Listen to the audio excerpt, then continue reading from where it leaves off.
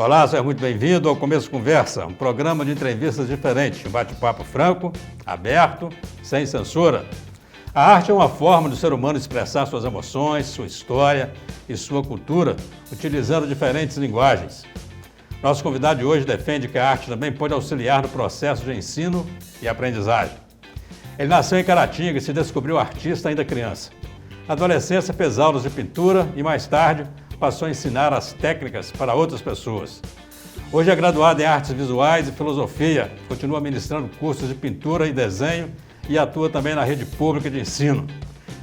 Em sala de aula estimula os estudantes a se expressarem por meio das artes e já os levou à produção de um livro e até de um documentário. Depois do intervalo, você vai saber um pouco mais sobre esse nosso convidado de hoje. Não sai daí, nós voltamos já já.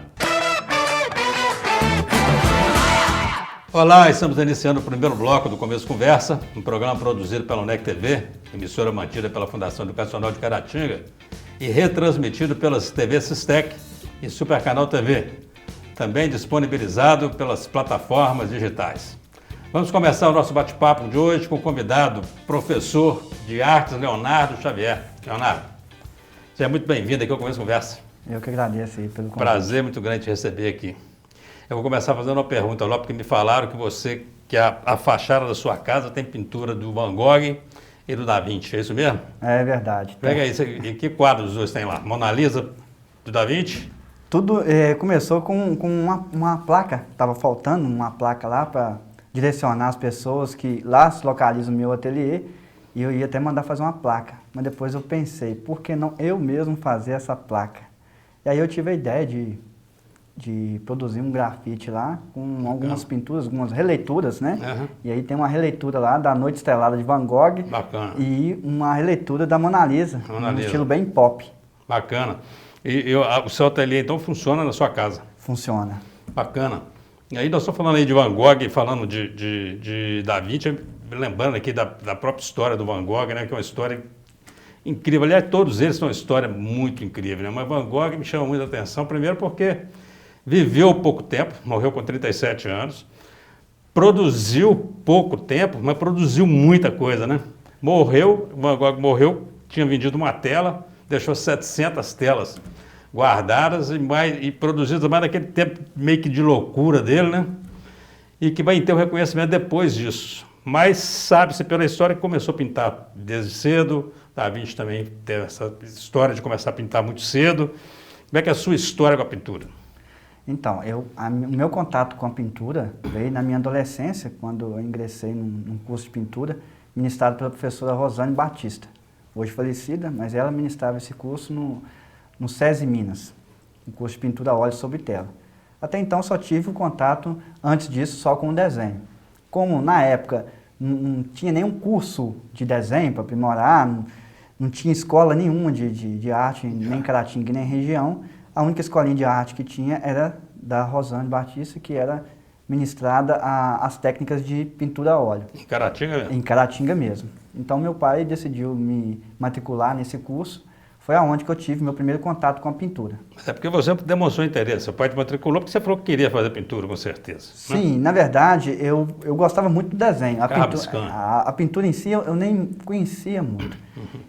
E aí ele falou assim, vamos lá, quem sabe você se interessa por essa técnica aí, né? Você não domina, mas quem sabe você pode dominar alguma coisa e aprimorar, tendo essa base com o desenho. Bacana demais. Essa escolha agora, voltando lá na sua casa, na fachada da casa, essa escolha por Van Gogh e Da Vinci, foi aleatória? Você tem alguma relação aí do seu trabalho? Como você mesmo disse, a história do Van Gogh ela é fantástica, né? É uma história muito triste, né? Quem conhece Van Gogh, quem conhece a história do Van Gogh, sabe muito bem do que nós estamos falando. É uma história muito triste, foi um dos maiores artistas da história da arte, né? Pela simplicidade, pela genialidade, e foi considerado um louco, né? Mas eu gosto muito de falar dessa questão da loucura, porque um fato curioso que aconteceu quando eu estava produzindo essa releitura lá na fachada do meu ateliê, da minha casa. Olha só que coisa curiosa. Eu reproduzindo, né, fazendo uma releitura de um artista que foi considerado louco, e uma senhora estava passando na rua naquele momento, Eu estava em cima da escada com uma lata de spray. Aí a senhora falou assim, nossa, ô moço... Você tá doido? Quase que ela falou isso, faltou pouco para ela dizer isso, mas eu acabei completando para ela o que ela estava com tanta vontade de dizer. Assim, a gente não pinta a casa desse jeito. Eu nunca vi uma casa pintada desse jeito, por que você está pintando essa casa desse jeito? Pô, bacana. Aí eu pensei comigo e falei com ela, não sei nem que resposta que eu dou para ela, né? Ela queria fazer uma crítica, mas aí eu disse para ela, falei assim, minha senhora, é porque eu sou louco. Bacana. É porque eu sou louco. A senhora já viu alguma casa em toda a região de Caratinga com uma pintura dessa na fachada? Tem foto da casa aí? Tem, sim. Vamos ver se a gente consegue mostrar nessa câmera aqui. Vamos mostrar aqui para os telespectadores, para os internautas. Van Gogh está aí à esquerda na tela e a Mona Lisa está à direita. Pô, essa pintura na sua casa está lá? Sim. Bacana, né? Bacana demais, foi muito bom. E Mona Lisa interessante, né? Porque eu tive a oportunidade de ver o quadro no Louvre, em Paris, e realmente, assim, o quadro em si é genial, né? Mas você fica esperando, porque o Da Vinci também ele pintou a Santa Ceia, tem aquelas pinturas de Nossa Senhora, são quadros enormes, né? Muito grandes, você vai esperando uma super tela, né? Mona Lisa é um quadro pequenininho, está lá no cantinho dele, mas realmente é um quadro diferente, né?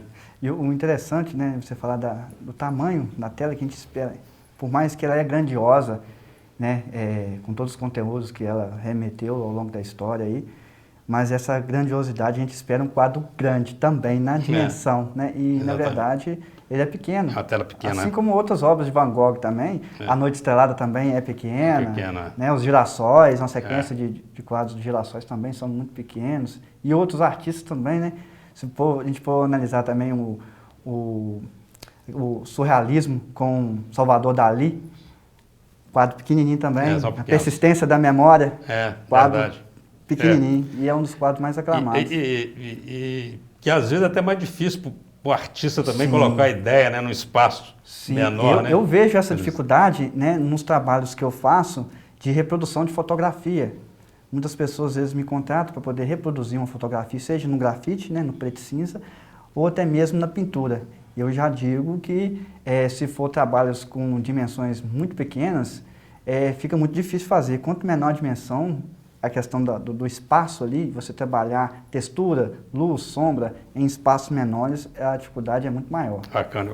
Nós vamos falar muito de pintura também, muito ainda do seu trabalho de arte, mas eu queria falar um pouco também do seu trabalho como educador. Essa história de se tornar professor. Como é que é isso? Onde surgiu isso? Tem professor na família?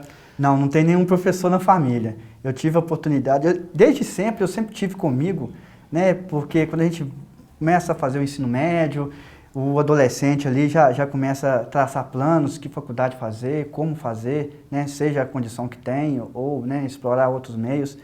E eu sempre tive comigo, eu nunca tive essa dúvida que os adolescentes têm hoje, que eu vejo, né, trabalhando direto com eles, essa dúvida de que curso fazer. Eu sempre tive comigo uma certeza de que eu sempre pensei que um dia eu vou fazer algo, se eu for fazer um curso superior, vai ter que ter ligação com a arte. Só que no meu tempo, as coisas eram um pouco mais difíceis, a faculdade era só federal, não tinha o Enem como é hoje, você faz uma prova e pode concorrer várias universidades, você tinha que escolher uma e fazer, e eu fiz a prova na época para a UFMG. Na verdade, eu nem ia fazer licenciatura em arte, porque a licenciatura é voltada para ministrar aulas de arte. Eu já estava pensando fazer um bacharelado. Bacharelado mesmo. Pensando, né, já tinha traçado plano, se eu conseguisse passar na prova, né, trabalhar com animação, que está relacionado à coisa do fazer artístico ali, mais constante ali. Mas acabou que eu não passei e apareceu outras situações que me interromperam o meu sonho, mas ao longo da minha história aí, graças à tecnologia, né, à acessibilidade das pessoas na universidade, consegui a oportunidade de fazer uma licenciatura em EAD. Tive muita dificuldade, porque tinha muito tempo que eu tinha parado de estudar, e fazer uma faculdade à distância é muito difícil, mas eu me dediquei muito.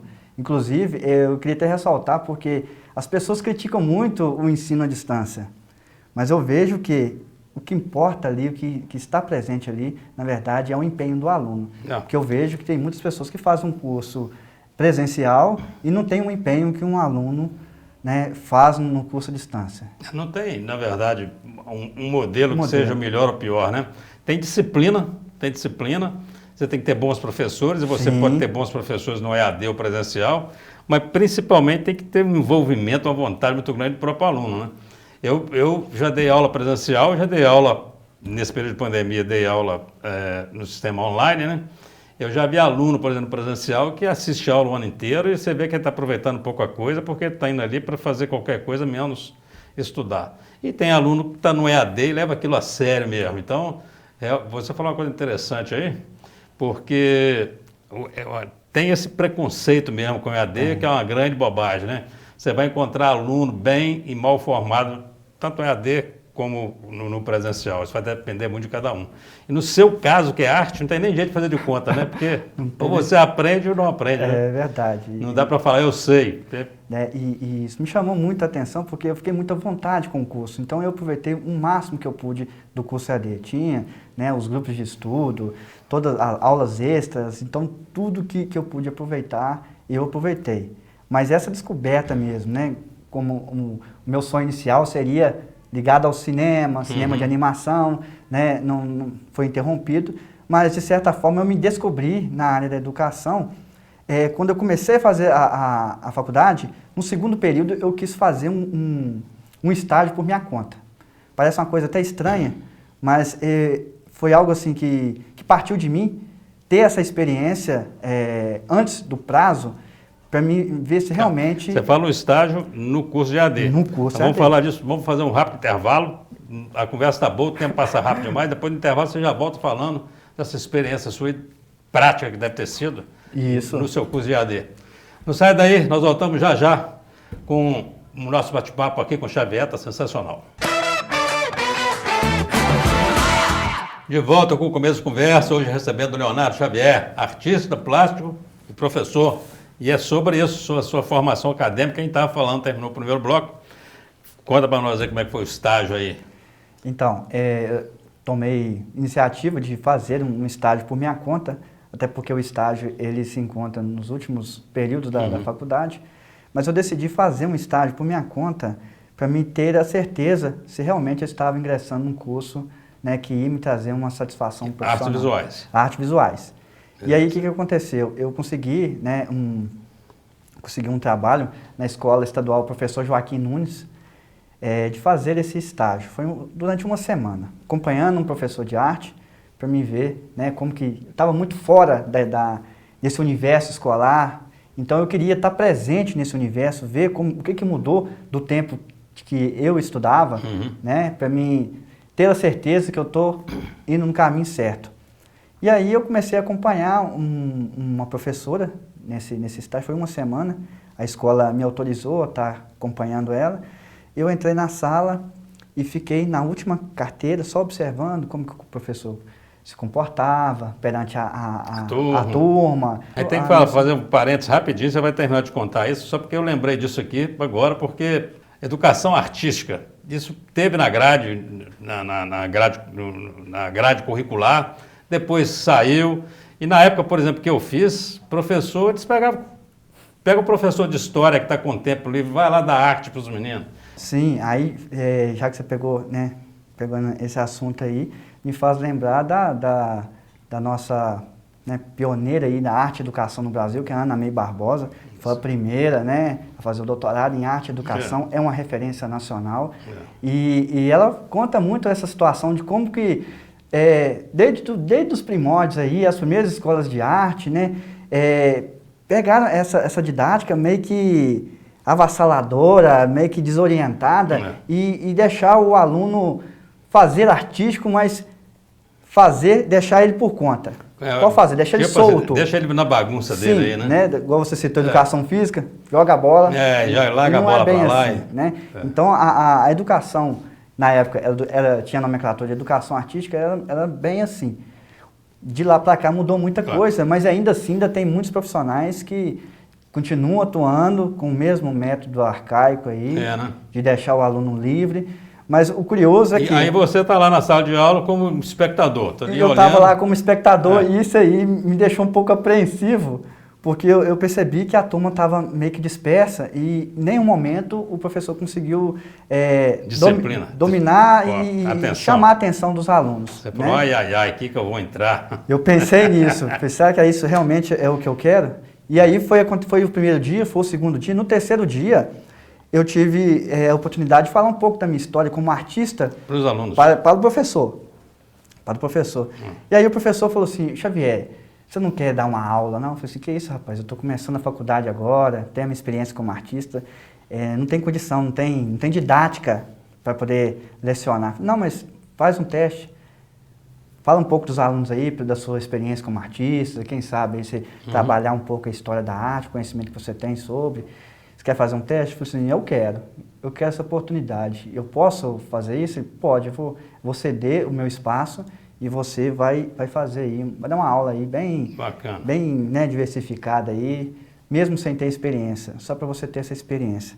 E aí eu agradeço ele por essa experiência, porque foi a partir dessa experiência que me deu um start. A turma estava toda desorganizada, menino jogando bolinha um no outro, e aí eu pensei comigo, eu vou adotar um método aqui que eu nem sei se vai dar certo, que eu não tinha estudado a disciplina didática ainda na faculdade, era mais para o final do curso. Eu vou adotar um método aqui, vamos ver se vai dar certo. E eu adotei um método que eu uso até hoje. Eu cheguei, fiquei na frente da classe, os alunos estavam, né, um conversando com o outro, outros em pé, outros andando. Eu fiquei simplesmente calado. Fiquei calado, esperei eles observar que tem uma pessoa lá na frente e que estava precisando de atenção. E aí eu percebi que um aluno começou a falar com o outro. Geralmente aqueles que sentam mais à frente são aqueles que, né, estão dispostos a prestar atenção na aula. E aí eles começaram, eles mesmos, chamar a atenção de um do outro. Tá vendo que o professor está lá na frente? Não. Lá, tem um rapaz ali, ó. Quem que é aquele rapaz que está ali? O rapaz está querendo falar lá, ó. Vamos escutar, vamos ver o que ele tem para falar. E assim eu percebi que um ou outro foi chamando a atenção e quando eu menos assustei, a turma já estava todo mundo caladinho. E eu comecei a falar um pouco de arte, comecei a falar um pouco de experiência de como artista, de falar com eles o que eles têm como arte, o que eles esperam da arte, como que a arte está presente na vida deles, como que eles acham que ela está presente na vida deles. E aí foi um bate-papo muito interessante. Quando eu assustei, passou 50 minutos, só um bate-papo, só um diálogo, e eu achei aquilo encantador, que eu consegui dominar a turma sem experiência didática, e o professor também, que estava ali do lado, ficou encantado, falou assim, nossa, na próxima turma você não quer ir lá dar essa aula também? Não, eu achei muito interessante isso, eu gostei. E eu falei assim, posso? Pode. E assim eu fiz, durante esse dia, eu dei todas as aulas que ele tinha, eu assumi o posto dele. Você foi uma experiência boa. Foi uma experiência incrível, porque foi ali que eu percebi, foi naquele momento que eu percebi que eu estava no lugar certo. E hoje eu posso dizer com toda a minha sinceridade que eu não me vejo em outro lugar a não ser sala de aula. Rapaz, é tão bom ouvir isso quando a gente ouve um professor falando isso, porque tanta desvalorização, né, do professor por todas as esferas governamentais, né? A própria sociedade, assim, você vai encontrar muita gente que não valoriza de fato essa profissão. Quando a gente acha um professor que fala, eu não poderia estar fazendo outra coisa na minha vida, a gente fala, esse mundo tem jeito, porque tem que passar pela educação, né? Tudo passa pela educação, pela importância da educação. Então, bacana, parabéns. Você está dando aula hoje em uma escola pública e numa privada. Sim. A pública qual que é?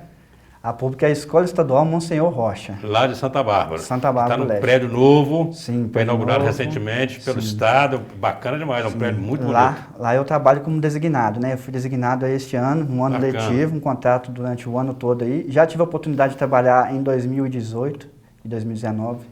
Em 2019, né? Não tinha nem escola ainda. A escola estava alojada em garagens, casa paroquial, e hoje com a estrutura que tem, fica muito mais fácil, né, de a gente poder estar trabalhando. É uma conquista, né, dos professores, de toda a comunidade. Tá, e na particular? Na rede privada, eu estou trabalhando no Genoma, no Colégio Genoma. E todos os dois você trabalha com artes? No Colégio Genoma, estou trabalhando com a disciplina de arte. No Monsenhor Rocha, na Escola Estadual Monsenhor Rocha, estou trabalhando com a disciplina de arte e filosofia com as turmas do EJA. Bacana. Filosofia, você tem formação em filosofia também. Sim. Né? Nós estamos aproximando já para mais um intervalo. Eu queria que a gente voltasse no terceiro bloco você já falando para nós, de que maneira, né, a sua formação em artes visuais e em filosofia, elas atuam na sua arte e como que a sua arte te influencia nas suas aulas. Beleza? Beleza. Vamos fazer um rápido intervalo, não sai daí, conversa muito interessante aqui com o artista plástico, professor Leonardo Xavier. Nós voltamos já já. Olá, estamos começando o terceiro e último bloco do Começo de Conversa. Você que chegou aí agora vai poder acompanhar aí o final de conversa sensacional com Leonardo Xavier, ele que atua como professor de artes na rede pública e privada de ensino e é, claro, um artista sensacional. Leonardo, vamos lá. A gente estava falando sobre de que forma a sua formação, né, aí para a docência, ela atua na sua arte. E de que maneira que a sua arte, em contrapartida também, ela atua no seu trabalho como professor? Se elas conversam ou se são coisas completamente separadas? Não, elas estão interligadas, elas estão entrelaçadas, né? Porque do mesmo jeito que a minha segunda graduação, que foi filosofia, o meu primeiro contato com ela foi em uma disciplina de filosofia na grade, que estava contida na grade de artes visuais. Uhum. Então, a filosofia me encantou de tal forma que me fez conhecer um pouco mais desse campo de atuação, desse campo de conhecimento, desse campo de estudo, do que é realmente a filosofia. E, do mesmo jeito que a filosofia me encantou, a arte também me encanta, e do mesmo jeito que eu encanto os meus alunos. Eu gosto muito de uma fala da Ana May Barbosa, que ela fala que o professor, ele não ensina arte, ele contamina. A arte, né, ela é contaminada. E essa contaminação, eu vejo que é um encantamento. Do mesmo jeito que eu fui encantado pela arte, encantado pela filosofia, eu vejo que eu tento encantar os meus alunos nesse campo de conhecimento que ela é, tanto a arte quanto a filosofia. Bacana, a sua fala é interessante, que até para a gente poder desmistificar um pouco essa questão de que você, por exemplo, é um artista da pintura, você pinta. Sim, artista visual. Aí fala, o cara é professor, então, de arte. Sabe que ele fica ensinando o pessoal a pintar o tempo todo? Quer dizer, a arte tem uma amplitude muito grande aí, né? Como é que você trabalha a arte na sala de aula? Isso, de certa forma, né, quando eu me apresento para os meus alunos, né, o primeiro dia de aula, eu sempre gosto de mencionar que eu sou artista plástico, também sou professor.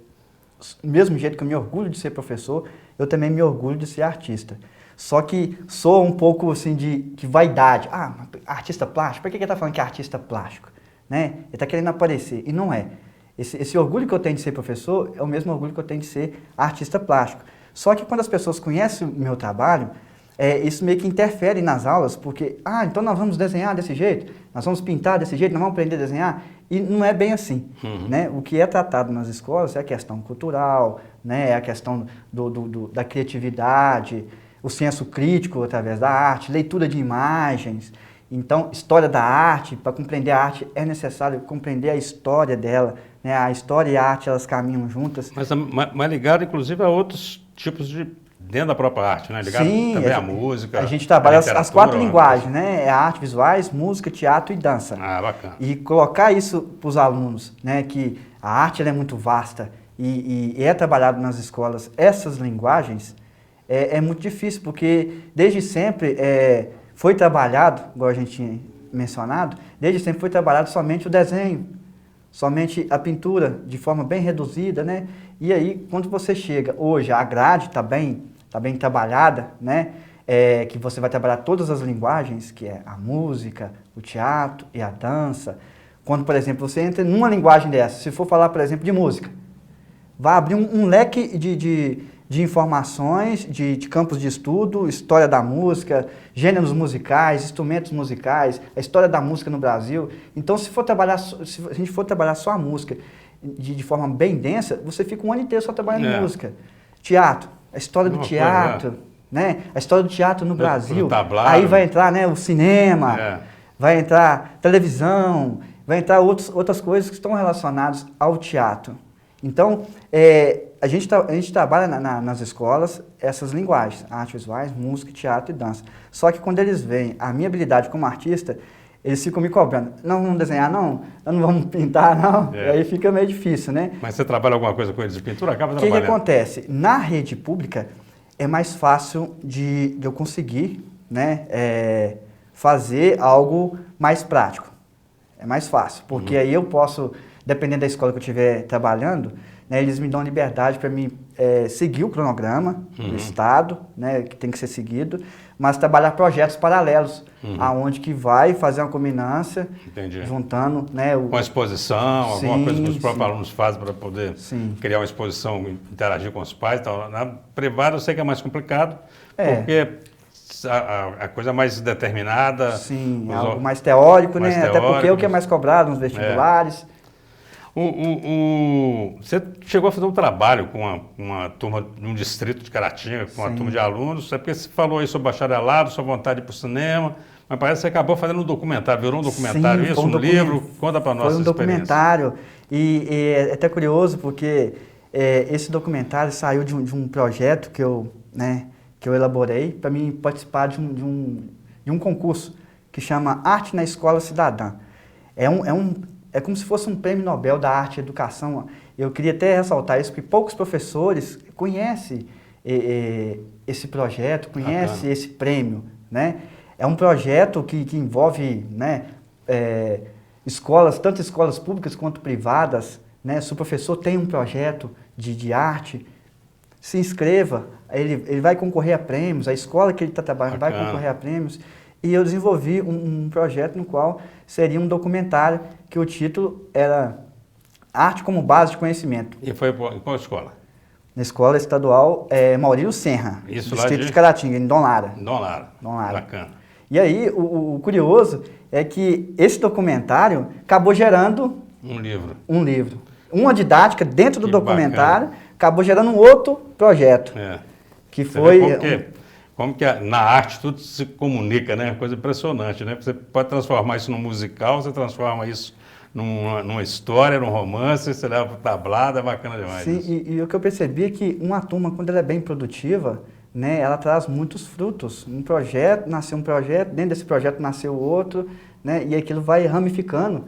E a gente tem, nossa, essa turma, para mim, foi uma das turmas que mais me trouxe uma experiência satisfatória como professor, uma gratificação de ter um trabalho bem executado, dos alunos acompanharem. Isso você já atuou como professor mesmo? Professor mesmo, contratado?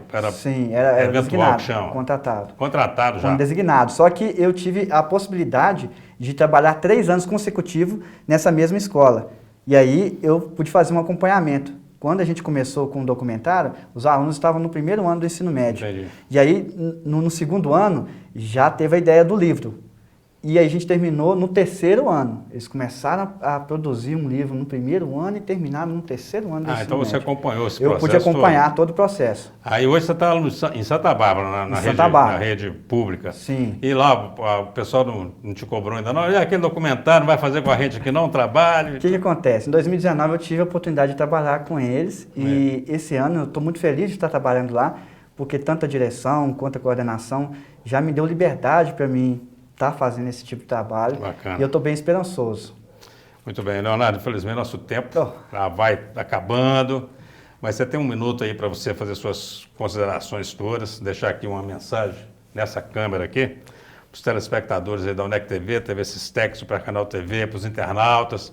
Pode deixar aí sua palavra de incentivo, pode deixar telefone de contato, fica à vontade, a câmera é sua. Obrigado. Eu queria agradecer aí a oportunidade aí, tanto, né, a emissora que me concedeu esse convite aí, e queria deixar um recado aqui a todos os professores de arte, que trabalham com arte e educação, que monte um projeto, né, que propaga esse campo de conhecimento que eu atuo e que eu zelo muito, que é a arte e educação. Tem lá o prêmio Arte na Escola Cidadã, se inscreva, faça um projeto, né, dedique-se, você que é professor de arte, né, faça o seu papel de um educador em arte, que você pode trazer muitos frutos. Eu tive a oportunidade de estar fazendo um projeto e com esse documentário a gente não chegou a ser finalista não, mas em 2019 a gente conseguiu chegar na semifinal. Isso para mim foi fantástico, né? Quase conseguir levar o nome de Caratinga, levar o nome de Minas Gerais nesse prêmio de Arte Educador. E vocês aí que estão, né, acompanhando essa entrevista, esse bate-papo aqui, que eu achei muito interessante, foi muito rico para mim estar aqui presente com o Eugênio, estar aqui conversando, falando sobre arte, falando sobre educação, falando desse papel de arte educador, para mim é muito prazeroso. Você que está nos acompanhando aqui, se quiser acompanhar um pouco mais o meu trabalho, pode estar acessando a página no Instagram, que chama @Vício-pela-Arte. Tem um canal no YouTube também, que é o mesmo nome. Bacana demais. Vício pela Arte. Leonardo, muito obrigado, viu? Sensacional, prazer muito grande te receber aqui. Obrigado aí pela sua presença. Vamos caminhando para mais um final de Começo Conversa. Você que nos acompanhou, muito obrigado pela audiência e até o nosso próximo programa, se Deus quiser.